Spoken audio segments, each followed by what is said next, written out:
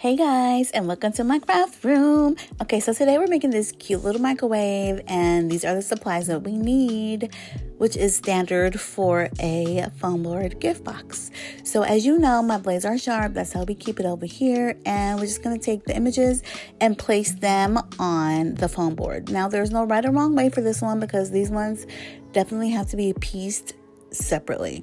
So you just place them on the foam board however you want. This is a 11 by 8.5. It is printed on Koala Glossy photo sticker paper. I know you guys are gonna ask, so I did print these images out on my Epson ET15000. Listen, I've been using that 8550 so much. I'm like, let me go on over here and use this, because you know, if you don't use it, you lose it. Not really, but you know you're gonna have some printer problems, so you better get to using that printer that's just sitting there. So what I'm gonna do for the sides, I'm just gonna cut off the extra white pieces just so that I have enough space to put on the foam board, because we want to get as many images on this foam board as possible. This project takes about one full foam board and maybe a little bit of another foam board, because I still had a side and that little microwave plate left after using this full foam board.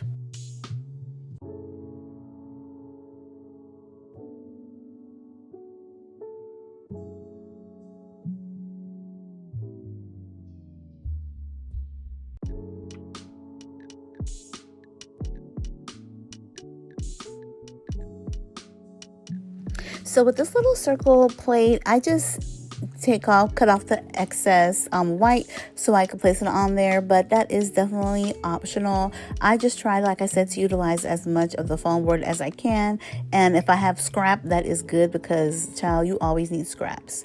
Now that that's done, I'm going to take my ruler and I'm just going to cut this down to size just for better control, and then I like to put my ruler over the image so that I don't have a problem. Child, this blade is getting dull, and so it's time to change.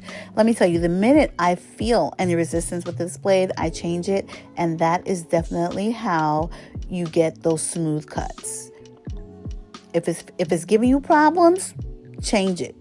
And I think I changed my blade at least maybe 2-3 times or 2 times within this whole project, which is not pretty bad, because when I'm using sticker vinyl, my gosh, I am changing my blades at least 6 times.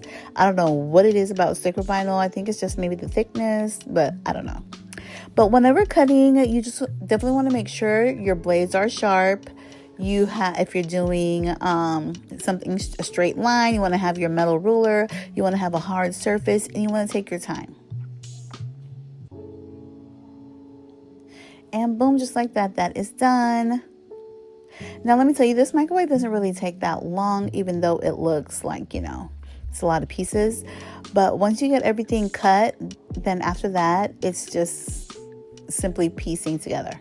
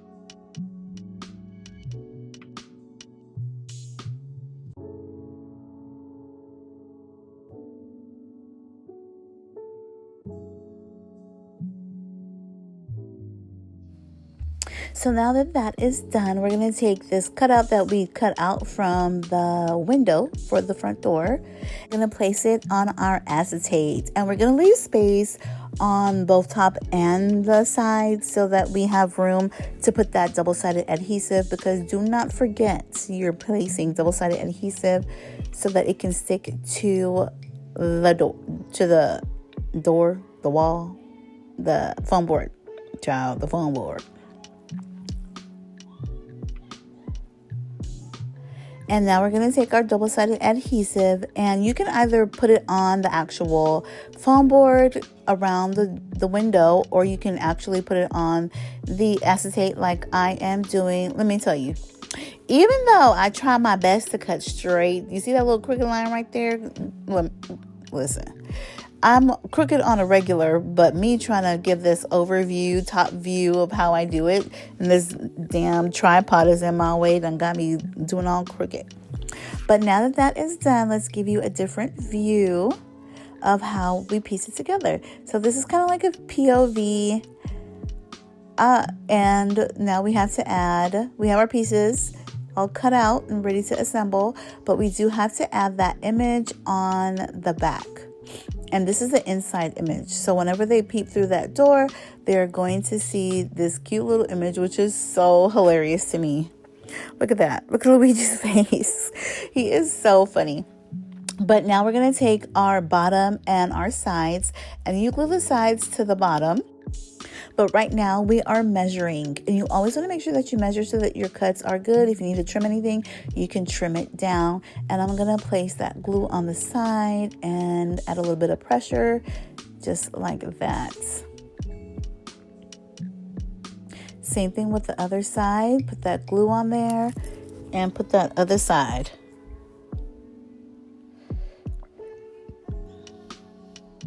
I haven't made this microwave in a minute, because usually I would add the top first and then try to glue the back on last. But for some reason, child, my brain went out to lunch. It's nighttime.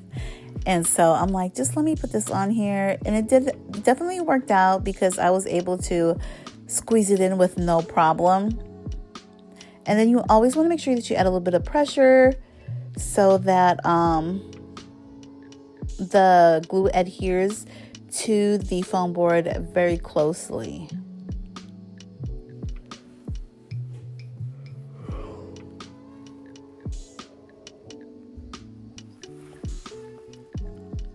And so I'm doing my best to squeeze that in there without getting glue everywhere. And child, it worked out perfectly. See my little baby back there? Let me tell you, this leg on this chair is broken. And every opportunity he gets, he always going on that chair. But anyways, it's time to score the door. And if you have hinges, you don't have to do this, but I have hinges and I just forgot. So I just use a pinky width and I mark it, and then I use that my X-Acto blade and I score down the side. That way I can pop it open and we have a working door. So now that that is done, I'm going to take always a scrap little piece, because I want to add more than just that little corner to the door. So this definitely works really good whenever you need to do self hinges, and you just want to take a little tiny piece and put it on there with the foam board part up to match the sides, and then you put your glue on there, and it just doubles that area to give you a little bit more coverage whenever it comes to that door. Because let me tell you, that 0.1, 0.3, whatever it is just not enough to hold this door. But when you add that little piece, it definitely makes a difference, especially if your scoring is that pinky width, because that adds definitely a good amount of, stability to the whole thing. And then now we're gonna go through and caulk it. Usually I'm caulking before, but I don't know. Listen, I was just trying to get it done. But you know how we do. We go through, take our little glue gun and caulk it. So now what I like to do for the microwave plate is I get some scrap pieces, like 4 pieces, and I glue them on the bottom of the plate. That way it adds a little bit of height, and even though it doesn't turn, it's still really cute. Now for this box, I'm definitely going to be gluing it down so that the plate doesn't move, but that is definitely optional. I'm just going to take some glue, put it on here like that. Same thing with the other one. And then I'm going to take these pieces and do the opposite. Just like that, little hashtag, and then put that in there like that. Now you can leave it like that, or you can also do what I'm doing, add that glue if you want it to stay there, and boom, just like that. And it is done and super cute. Now this is me going in trying to caulk. And the caulking just adds extra stability to the whole box so that it seals. If there's any air bubbles or any area that didn't get glue, this goes in and closes it out. And it really helps. It really does.